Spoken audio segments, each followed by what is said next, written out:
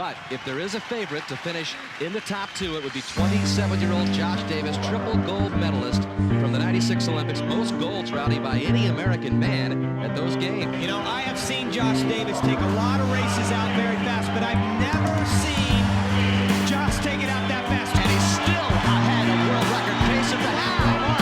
Davis looks like he's going to win it, and Davis sets an American record. He breaks a 12-year-old mark. What a swim for Davis.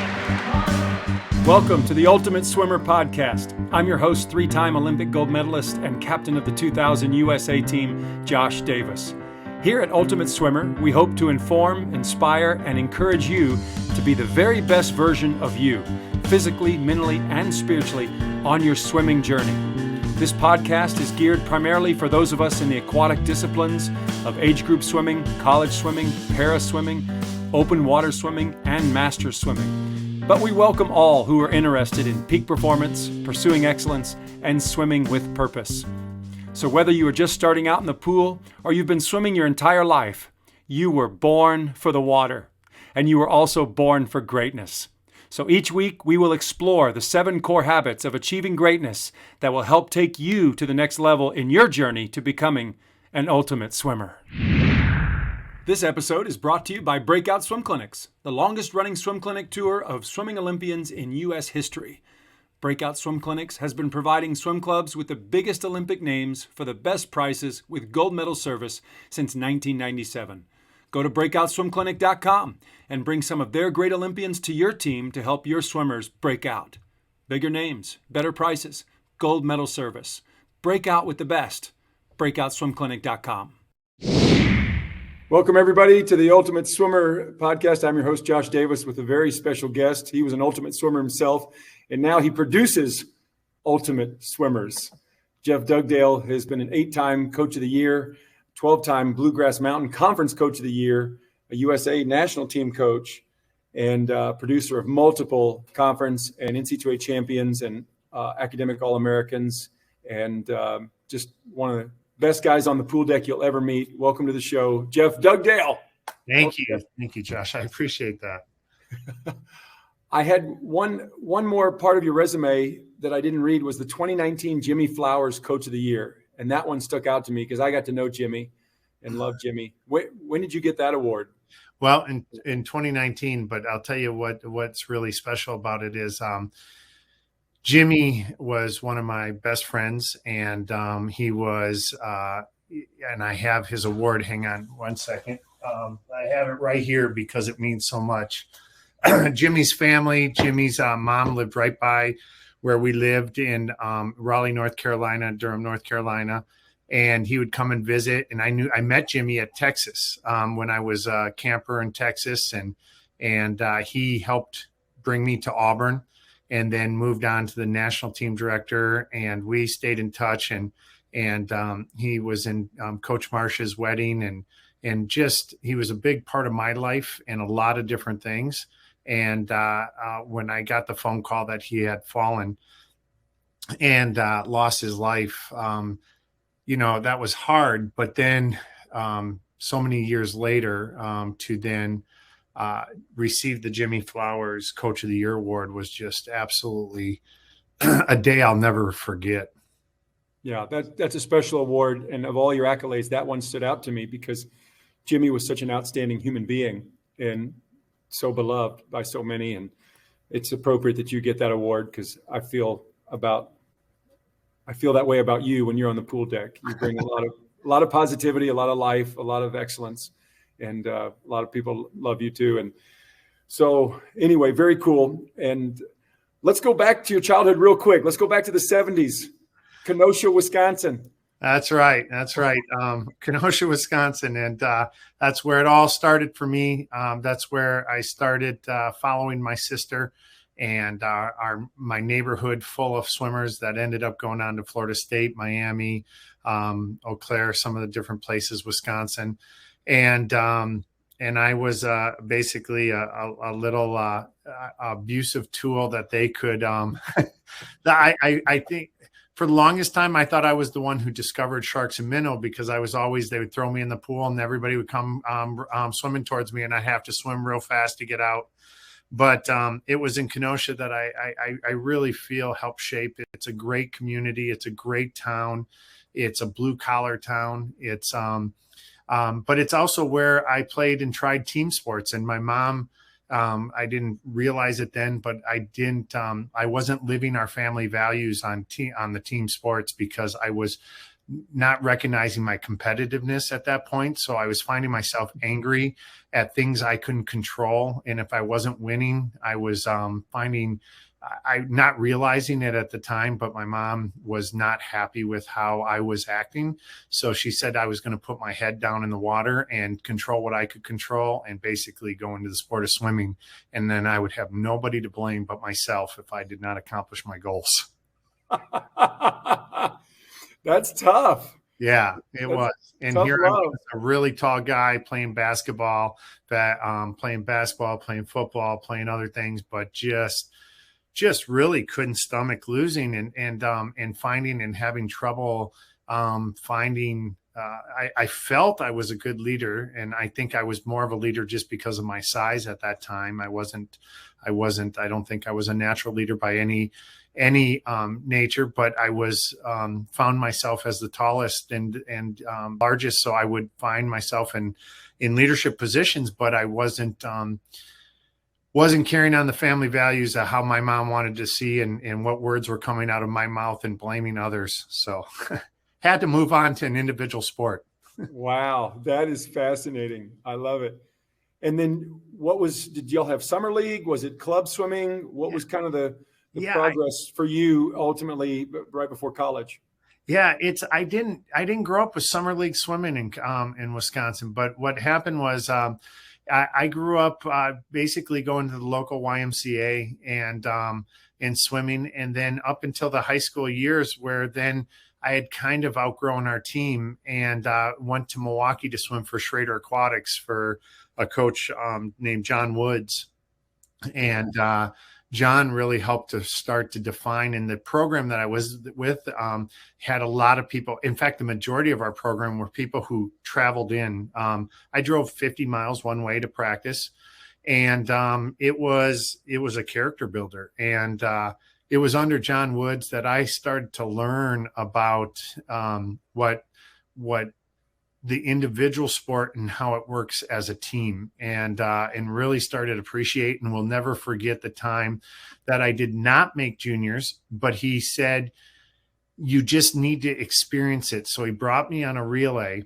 And after that, at the University of North Dakota, and I was there. Yeah. I was there. Yeah. And I look back, and Coach David Marsh, my mentor and who helped develop me, he was there for the first time with the Las Vegas Gold.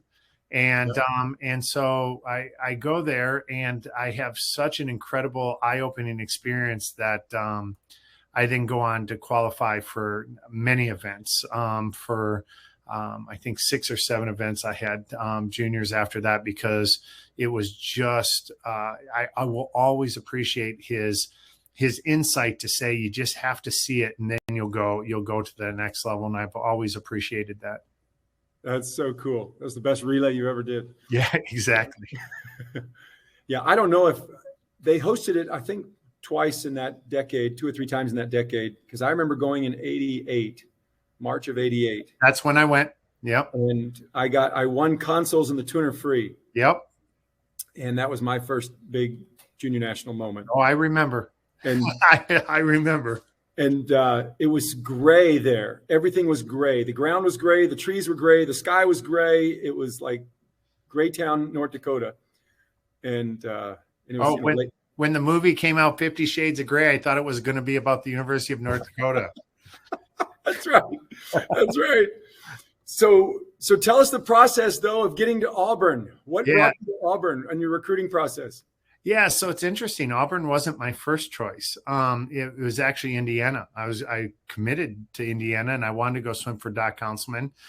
And I had a lot of teammates that were going to Indiana, and I actually went on my recruiting trip. I stayed in Sergio Lopez's room while he was actually, I didn't know at the time, at American University getting ready to transfer.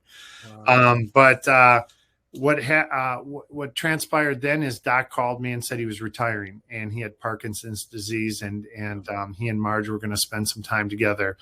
And in that retirement phase, I asked Doc, I said, do I stick with it because I believe in going to school at Indiana as well, or what do I do? And he goes, there's this great school with in Auburn, and with a good tradition. And he goes, it'd be pretty fun.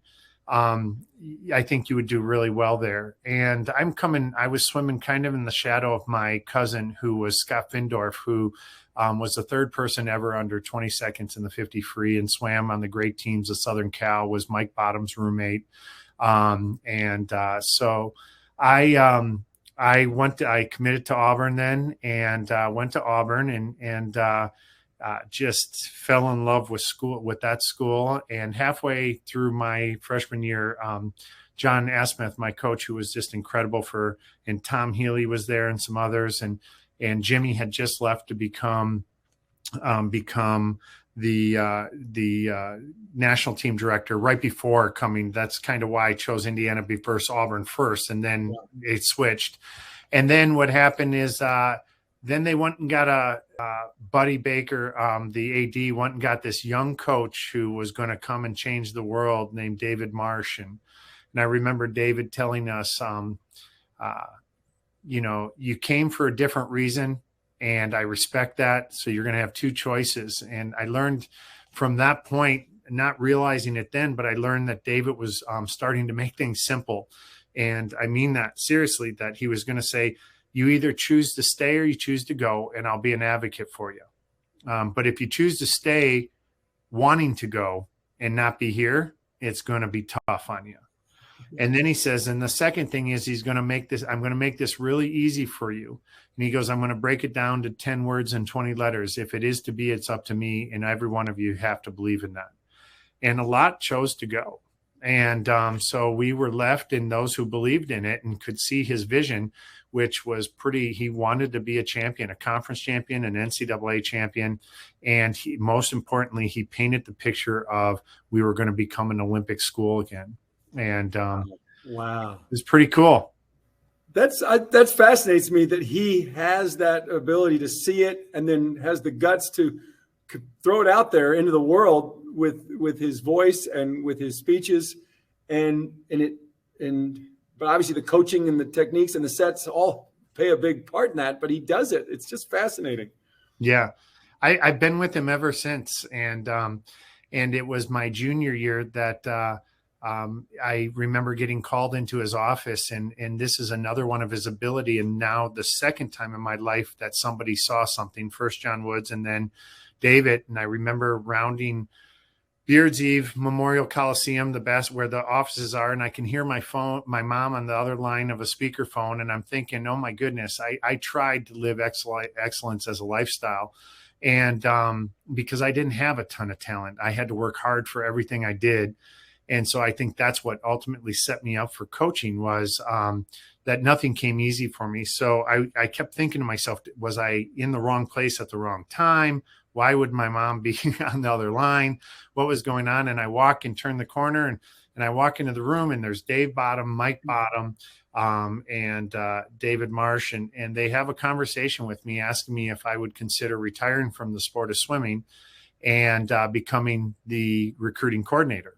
And as a student, and he says, we have Southern Cal, we have Stanford, we have myself, but I need another Auburn guy who trusts my vision and who can help us go to the next level. And that was the second time in my life that happened. And I agreed. And I asked, when do I start? And he said, put your hands out. I put my hands out. I thought we were going to have a prayer and we're going to do this seance and do all this stuff. And he turns around, and my mom was okay with it. So we hang up the phone and we turn around, and he loads me up with Zig Ziglar and Tony Robbins tapes and says, we start when you finish all of these. Wow. And I just poured myself into Zig Ziglar and Tony Robbins, and just learned that there's a loaf of bread has two beginnings, not two ends. When in the morning you have an opportunity clock, not an alarm clock. And I went through every one of it, and I bought in and drank the Kool-Aid, and I showed up and said, I'm ready. And we were able to recruit the first conference championship 4 years later, which we said we cut out Rick Theobald, our diving coach, and David came up with this thing that we got a 1x4 and made a clapper. And everybody had to clap it. We would be 1 and 4. We would be number 1 in 4 years. And every time we had to stand tall and we had to clap it. And so in 94, we became the first time conference champions. Man. Yeah, not even Rowdy or Dave McCagg and Billy Forrester and those great teams had never won an SEC championship. And then in 97, we win the first national championship. Yeah. Golly day, that was so cool. That was a great story because we overlapped 1 year, 91. We were raced against each other. My freshman year, I guess your junior year then. And then we went to one of the last dual meets. I think it was, I don't know if it was 92 or 93, 94, one of the last dual meets in the old pool. Yeah. Which is, I think, is the warm-up pool. Well, it's not even the warm-up pool now, but it's more the PE pool now. Yeah. But we have redone it, but boy, was that thing brutal. But yeah, it was because 94 was the first year of the Martin Center. So it must have been 93. Yeah, 93. Yeah. Yeah. So that was a hoot. And I'm glad I got to race there, one of the last years of the old pool. Yep. I love that story. I love how he gave you the Zig Ziglar stuff. It was right about just a year or two later, a former alumni at UT, he was a finance guy and a peak performance guy named Andy Rasmussen. He sat me down for we called Hour of Power lunches. And he would give me another Zig Ziglar tape, another book to read, and same stuff, all the Tony Robbins, all the Zig Ziglar stuff. And he's like, I want you to read this. I want you to do this. And I was like, oh yeah. So I started eating it up. And this was when I was preparing for the 96 Olympics. And it really made a difference in my own mental preparation and that stuff manifesting itself physically. It was really helpful. And obviously I knew there's the spiritual component, the mental component, and the physical component. And it sounds like, Dave Marsh knows that. You now know that. A lot of ultimate swimmers know that. You got to have all three, spiritual, mental, and physical, to really reach your potential. Absolutely. And it's when you read the self-help books or you listen to the tapes, it helps you better understand a vision. And a vision really isn't a vision until it brings you to a little bit of nausea. Because it seems so scary that it's out there. But when you listen to Tony Robbins, when you listen to Zig Ziglar, when you listen to any of the books that you read now, everybody went from rags to riches or from a health condition that was dire to a near miracle. But every one of them had the same journey, and it was never insult the process. Make sure you go through and all are clicking and get to that next level. Yeah. That is fascinating. Well, obviously 94 to 97, your recruiting is working and you're getting some more names, you're getting some more guys. And then 97, you guys win. And honestly, the whole country is like, whoa. And I think was it in Texas that y'all won? Or was it Indy? 97, I believe was Minnesota. Okay, that's right. Yeah, because we won 5 total in Minnesota, and it became a favorite for us to go. But here is the thing about 97. So 97 had an important lesson to it in recruiting that if I could help any coach, is you hear story after story when you tell someone, when they tell a coach that thank you, but no thank you, I'm going to go somewhere else. You hear these stories about how they how the conversation turns from this, oh, we want you to good riddance, type of thing in this thing, this whole negative experience. Yeah. And I always listened and heard Coach Marsh say, it was a blessing getting the chance to get to know you, and we wish you well. And you have us as fans, and thank you for giving us a chance to recruit you. So we did that. I didn't know any better. Right. And so how we win in 1997 is 4 guys from UCLA that when they dropped their program, they had all visited Auburn and remembered the experience they had, that when it was no longer, they came back to us. That's right. That's right. Because Yep. we got 1 and you guys got 4. Yeah, Nick Shackle, Mike Andrews, Todd Kannegeezer, and I just drew a blank, and I apologize, but it was 3 or 4. Yeah. Yep. Wow. I remember Nick. I used to Nick. Golly, that's so cool. So 97 to 2007, all guns firing. You're there. Dave Durden passes through. Kim Bracken's passed through. It's kind of a who's going on from Marsh's tree. Well, I have to correct. I wasn't there then. I chose then at that time I became more of a consultant. I went on because I had met somebody at that point, and in Dave Bottom's wedding. And so I moved to Durham, North Carolina to get into corporate. And that's right. So I spent 13 years in corporate with a second largest pharmaceutical company. And in that process of starting that, I always wanted to come back, but David said, man, they are pouring a lot of money in you. Keep going up that ladder, keep doing what you're doing, and bring it back to me, and keep let's learn together, and let me learn through you and what you're learning. And so as I was moving up the ladder, I would take all my vacation time, and I'd spend time in visiting with him. I would every NCAAs I'd be with him, and we would talk, and we would go through, and we would just discuss everything that the company was pouring into me. And it wasn't then until 2000. But then here again, another lesson is learned in this process, right?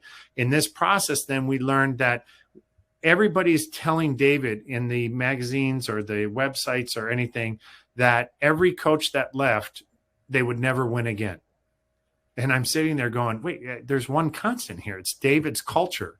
Yeah. I mean, it's interesting. He is a director. He's redefining the sport of swimming. Very similar, I mean, with Richard Quick and with Eddie Reese and with all the different, but he's developing the role of a director of a thing that, always, if you're on a safari, you always want a guide, because if you don't, you'll follow the tracks right into the mouth of a lion, right? Yeah. So he was always directing. And sure enough, new coach, still championships, and still, and in the hunt for them. And as he was developing his coaching tree. But what's pretty impressive now is his coaching tree has over 30 national championships, I believe, between them. Wow. I love it. I love it. I know when I'm around him, I just soak it up, and there's so much to learn there. And I'm glad you got to learn from each other. What do you think he got from you in your corporate days? What do you think he gleaned from your stuff? Well, yeah, I think what happens at the university level, you just don't have the dollars in the self-development. And that's one of the roles I created for myself here in the as an associate athletic director in leadership development. That's when we go stale. And here's the other thing. It's the old fishing mantra, right? If you're on the shore, you cast way out to try and get the fish. And then you go out to the boat, you cast way towards the shore to catch the fish. So what happens is the university systems, I felt like we were missing that. If you're a great university, the learning can come from within. And what they didn't do at that time is they didn't have the connections to continue learning from within, except we had some really great professors we were working with, Dr. Pascal and some of these others. But what I was doing is bringing and reassuring them that some of this great stuff in the corporate on business side, business acumen, employee relations. And one of the biggest things is the reassurance that David, in dealing with the top 1% swimmers, is just like dealing with the top 1% in the business. What makes them great makes them bad. And you got to really manage those personalities to get them to click on both sides, both men and women. And that's what I think David did so well, was to get both men and women winning. And there's only 5 coaches, I think, that have ever won men and women together in the same years. And that's how hard it is to get everybody clicking on the same page. Yeah. Well, you've done that several times now at Queens, and would have been more without the pandemic. So you get the job at 2010 at Queens. Is that right? Or That's right. Was it just Swim Mac Pro Team first? Well, it runs parallel roads because when I come in, David asked me to get the band back together. And I thought at that time, how responsible of me to leave a high paying job to come make nothing. And with two kids, young kids. And so I moved from Raleigh-Durham to Charlotte. But what happens is my first task is to find infrastructure in starting Team Elite. And so we want to find kind of a private place to train them, but to strategically put them into the back into Swim Mac and grow the program. But you don't want all the little kids to see what little kids needs is very different than what the pros needed. So what happened was we needed a little bit of privacy, and we run across a small little university named Queen's University of Charlotte, and the president, Pamela Davies, basically brings us on as consultants to put together a proposal to start a program to help with enrollment. And then we can use their 6-lane pool, which was not 6 lanes. We retiled it and everything to make it the true 4 lanes it should be. And have a little pool that was probably about 110, 120 inside.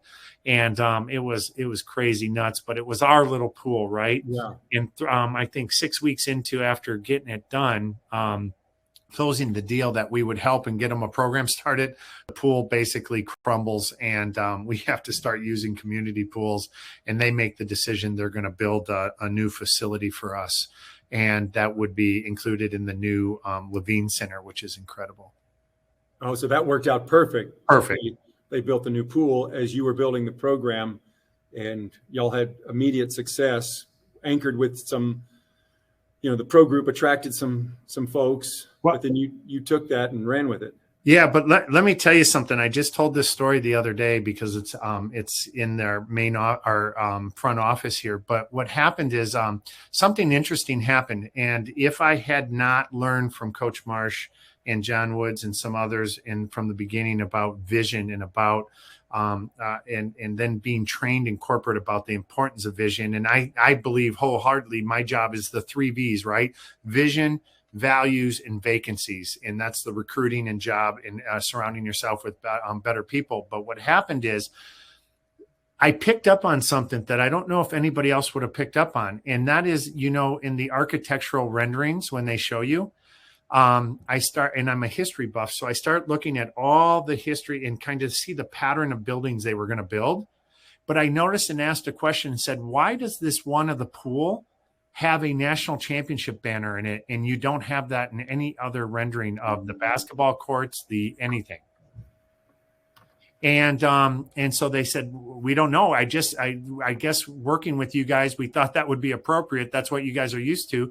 So I changed my strategic plan and said, if this is what they need and want, then this is what we'll work towards. And so we said we would win our first championship in 5 years, and we did, and we hadn't turned back. So. All because of a little architectural, nuance. I love it. Yeah. Well, that was probably a little divine, little inspiration there. I love it. Yeah. Oh, that's cool. Vision, values, vacancies. To cast a vision and then to live out the values, to recruit those values, and to recruit good people and fill those vacancies. I in my 5th year as coaching, I'm still learning the dry side. I think I got the deck stuff where I love technique. I love cheering and coaching and writing nice sets. But now there's all this dry side stuff. There's the recruiting, the administration, the paperwork, the other 20 hours of pursuing excellence. And so can you give us some insight of what's worked for you? Yeah. I 3 V's. Again, in many of the blessings that don't make sense at the time, but the path leads you. My corporate experience has been invaluable in learning the business acumen, and to be able to, again, see that high performers, there's nothing different from in business where I've had to sit with someone and terminate them because they were top 1% in sales, but they wouldn't do their expense reports. And they would say, do you want me to sell and make the company money, or do you want me to do my expense report? And I said, the expectations were to do both, right? and that's what we expect. And if you would have, one of our values is to communicate early and often. If you would have communicated early and often, I could have helped you. We could have found a way. You're making so much money, you could have hired someone to help you. But here's the deal: you didn't. And so this is going to sting, but I'm hoping it will help you in the future, in your future. But when I got into coaching, one of the things that I learned right away was we were in our vision, we were going to build leaders for life. And I will have failed if they go for a job interview or to grad school and are told they don't have enough experience. And I don't want their experience to come from just swimming. I don't want it from the athletic side. I want the athletic platform to be a place where they can fail and learn how to overcome, because the classroom is unforgiving. An F is an F. It's very objective. The score is the score. A D, a C, a B, and an A, right? I say the subjective part of grades are the minus and plus. Those right. You better, if you sit up front and go to school every day, those will be the ones that you can have discussions about. But you have to practice failure, and you have to have fun with failure, because you have to learn how to overcome it. And the classroom is not the place to do it when everything counts in college. So what happens is we use our training and our everything to business acumen as well to create experiences. We have birthday meetings. So every month, my birthday is September 28th. So every 28th of every month, I have to go see my coach, but they can't just pop in and see me. They have to use Outlet Calendar and schedule a calendar. So they practice scheduling time, and they have to create an agenda, not because I have to follow it, but I want them to think through how we're going to spend our time.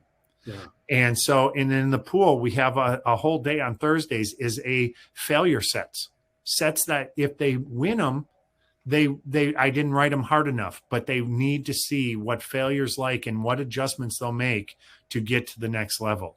And so what happens is we try to get them to fail, and then we try to get them to make adjustments and how to overcome, and then use that to say and ask the question, how are you going to use this experience to be better in the classroom? How are you going to use this experience to be better out volunteering and making something bigger than yourself in your athletes in action, in your fellow Christian athletes, in your different scenarios? How are you going to become better? I love it. I love it. Can you give us some insight into some other traditions y'all have, or other sets and other markers y'all might use throughout the week? And, I don't know if you use the John Urbanchik cycles in colors. No, we don't. Well, sometimes we do, just to mix it up. But we have every Saturday in Mojo where our women and our men are captains every year to by the Mojo. It's theirs. And then they have to give the Mojo out every Saturday through the week. And it has to be given out on behaviors that support our values, and if they make themselves better, they also make the team better. And so they have to be able to verbalize it so they become aware. They don't become tunnel vision. And they can't give it to somebody within their own training group. So they have to learn to look across their teammates all the time. So we do our Mojos every Saturday, and those seem to be a good tradition. We have other traditions. We have our Lake Day, where we usually have some friends of mine come that are Navy SEALs or who have. I like to get them to learn from people who are that top 1%, but in other industries other than swimming. So one of my friends is a bomb technician, and he did the Boston bombing and everything, and he has a whole theme to stay to the left of boom. And his whole thing is 96% of training under stress inoculation for 4% implementation. You can fail in yours. I can't fail in my job. Yeah. If I fail, I'm gone. You can fail, so don't be afraid, but you have to train hard enough, under enough stress, and enough time in the pool that you have to be able to tell yourself that on your worst day, you're better than anybody's best day. And our team, men and women, truly believe that. Yeah. Well, yeah, they swam like it to win another title last month in Greensboro. That was my team's first time at NC2As, and we just fell in love with it, to be a part of that culture and to be on deck with you guys, with the big boys. And it was an honor to see you coach and to see your team.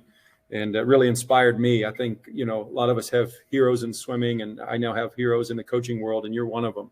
So I appreciate your kindness to me and sharing all this with the listening audience.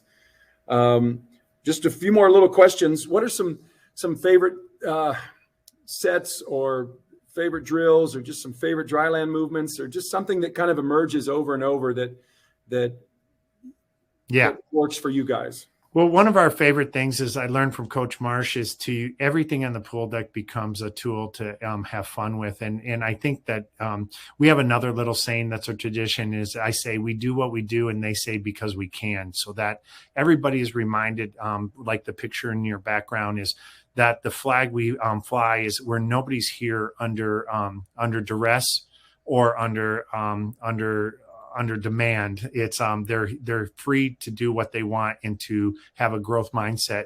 And so with that said is we'll drop ropes down. We have ropes that drop from 13 go to 13 feet up into the ceiling with pull-up bars. And that's a old Coach Marsh thing that he taught me. And we like to play on the ropes and to create athleticism and learn how to pull, very similar in a weightless environment, how to pull their body past their hands and to do things. And before you know it, in these sessions where we have fun, is we've watched people take one rope in each hand and go up a rope and go into an iron cross, and then take a very structured body and dive down and start to become a little bit like a gymnast. And before they know it, while they're having fun, they're becoming incredible athletes and not even recognizing that they're increasing their speed at the same time. So that's one tradition. I think the other one is that we do a lot of time educating about the sprint, the mid distance, and distance, where we really love each other and we embrace and we really recognize that we need something different to make us great. So it's a one size fits one attitude. And so what happens is our sprinters only swim 13 and a half hours a week. And so, but we educate enough that I truly feel that if a sprinter tried to get in more, a mid-distance or distance would say, stop, that's not going to help us. Right. Everybody's in the know of what works. Instead, stop, that's not going to help us, because they respect each, and they don't think any one group is easier, but that they really understand in the one size fits one is that we are doing what we need to do. And so that type of education keeps us from creating a scorecard and drama of, I wish I could be in the sprint group. I wish I could do, all the different things. No, if you do the sprint set right, you're toast. Yes, exactly. Hurts. Now, do you have 3 groups every day, or does it just kind of depend? So we do something pretty unique across the country, because I have a lot of coaches ask me about culture, and especially if they have a lot of turnover on the transfer portal, they ask what's going on. And here's what we do. We swim every Tuesday, Thursday, Saturday, women only, so that the women can get the time they need with me in a practice, and the men only at a different time. So the women on Tuesday in the morning, the men in the afternoon, and they lift weights on the other side. And then Thursday they reverse it, and Saturday it's women swim, weights, men weights, then swim. But what happens is the music's different, the atmosphere is different. And think about it. Coach Marsh taught me, if you swim the men and women all the time together, that if they go third or fourth behind the men, they're only getting 30 to 40% of your feedback if you're standing behind their lane. It's true. It's true. And so they need something different. And men's frontal lobes don't fully develop until 25. So there's a different maturity, and they need to be able to challenge themselves in a different way. And then on Monday morning, we're all together and we're long course and we swim. That's where we get the majority of our swimming. And then on Monday afternoon, the sprinters are doing dry land and then 20-yard sprints. So they're in a different pool. And then our distance and mid distance, we're going 2 IM, 4 IM, and 500 free. And then on Tuesday, we're doing race pace, lactate, or aerobic, depending where we are in the season. And then that same set is for the men, but adjusted differently. And then Wednesday morning is recovery, but powered. Nothing more for 50 minutes, nothing more than 8-second intervals, 8-second little blasts. Yeah. And then Wednesday afternoon is still recovery, but we do nothing more than 3,000 to 3,500 of stroke drills, fly, back, or breast. We each have a group that we're in. And then Thursday, the same as Tuesday, but it's more of a challenge day. And then Friday is off in the morning. Friday night is hour of dry land, hour of power, and where we're racing, doing a lot of knockout blocks to 15 kick, block to 15 swim, and they keep knocking out like in basketball. You two people at a time. Whoever wins gets out, the other keeps going. Yeah, There you go. And then we go on Saturday, lactate or race. that's great. So yeah, a lot of what I call hybrid race-paced stuff. But it's a nice hybrid where you got a little mix of everything. Yeah. That's beautiful. I love it. I wanted to I know we run out of time, but I wanted to just get a few of your favorites, a little lightning round of your favorites, so we just get to know Jeff a little bit better. What was your favorite event personally for you? 200 free. Yeah. And favorite subject in school, classes, subjects that you liked? Yeah, history. That's cool. Me too. You have a favorite book or movie? Yes, Talent Code. Yeah. Yeah, Daniel Coyle and Top Dog by Ashley Merriman. In fact, Ashley was at NCAA's. She's become a good friend because I love that book so much, and we're always working on different projects. Oh, good. I haven't read that one. I'll check that out. And do you have a favorite movie or Yeah, inspiration? I too. I think my favorite movie is Miracle. Oh yeah, it's so good. Favorite food or dessert? Anything that you go to a lot? Not dessert, because I am a diabetic. But a favorite food is, I believe, a good blackened salmon on a Caesar salad. Ooh, yeah, that's good. Can't beat that. Favorite music you like to listen to? So that's an interesting one. So I would say the Avett Brothers. That's cool. Yeah. And any little side hobbies other than reading and coaching and kids? Yeah, my side hobbies, I do believe, is I really right now I am a junkie in watching my daughter play lacrosse and just learning. Sometimes I feel selfish because I'm also learning from other coaches. I love going and watching when my eldest played tennis and when my youngest now, they're ranked number 1 in the country in lacrosse. They played for the national championship last year and were runner up. But to watch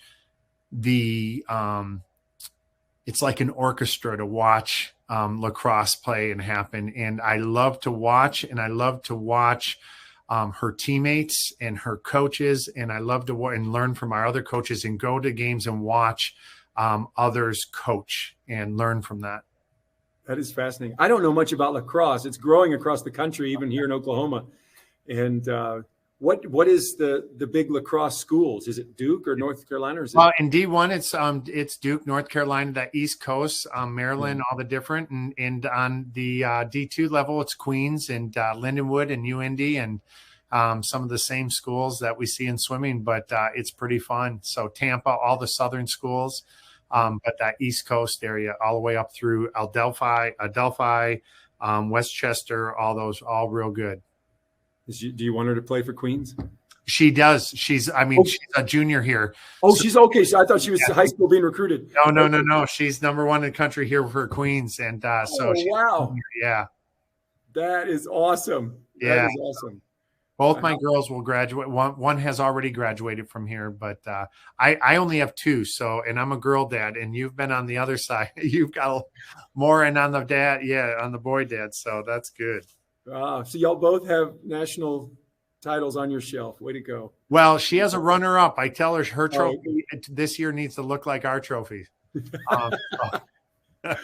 That's wonderful. Well, it's a joy when you can share that pursuit of excellence with your own kids, and you're doing a great job leading your swim kids at the college at Queens. And thank you for being an inspiration to coaches like me. And I can't wait to see you on deck soon. Thank you, my man. Have a great one, and I appreciate you, and God bless. You too. Look forward to the next one. Thank you for joining us on this Ultimate Swimmer podcast. We hope you enjoyed hearing from these Olympians and life champions and how certain habits and decisions help them on their journey, and they can help you too. If there is an Ultimate Swimmer from your team that you would like to nominate that we can recognize on our show, just email me at josh@joshdavis.com. That's josh@joshdavis.com. And tell us about how your Ultimate Swimmer is making a difference in your swimming community. And that's the goal, to make a difference and swim with purpose. Not only are you getting better, but you're helping those around you get better too. When you realize you were born for the water, born for greatness, and born to serve others, you are on your way to becoming an Ultimate Swimmer. I'm Josh Davis. Until next time, keep streamlining and keep smiling. See you around the pool soon.